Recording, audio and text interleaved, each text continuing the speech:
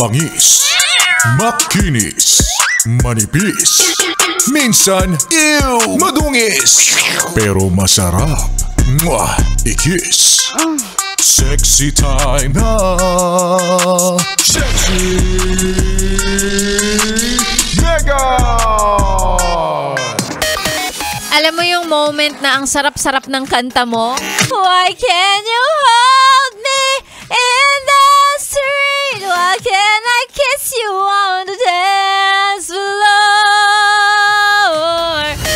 I wish I could. Kala mo ganda-ganda ng boses mo? Tapos naka-earphones ka pala. Kasakay ka sa UV. Lahat ngayon ng pasahero, di makatulog, B. Kasi imbis makatulog sila, gising na gising sila sa ganda ng boses mo. Dami. Nung mga commuting days ko, lalong-lalo na nung papasok ako ng college, ng school dati. Pag sa umaga, ang dami ko natsyempohan na ganyan. Siyempre, naka-earphones ka, hindi mo naman naririnig. Tapos talagang napapasabay ka na dun sa kanta. Hindi maiwasan. O, di ba? O, kaya kalmahan nyo lang po, ha? Kalmahan sa pagsabay sa kanta. Siguraduhin na nasa tono. At siguraduhin yung hindi masyadong malakas yung boses para di makadistorbo.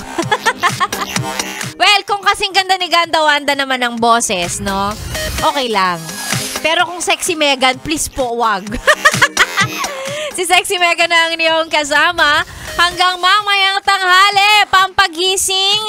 Ngayong midday hanggang mamayang bago ka mag-lunch break. Ayan. Sa mga gustong magpa-shoutout, isend lang po sa ating Facebook page ang inyong mga pa-shoutout. Libreng-libre lang naman ang nire-request lang ni Sexy Megan. Mag-send ka ng pruweba na talagang naka 101.1 Yes FM ka. Simple lang, di ba? Picture ng radyo na naka 101.1. Ganun! Sexy Megan na po niyong kasama sa stasyong masarap pakinggan. Solid 101.1 Yes FM.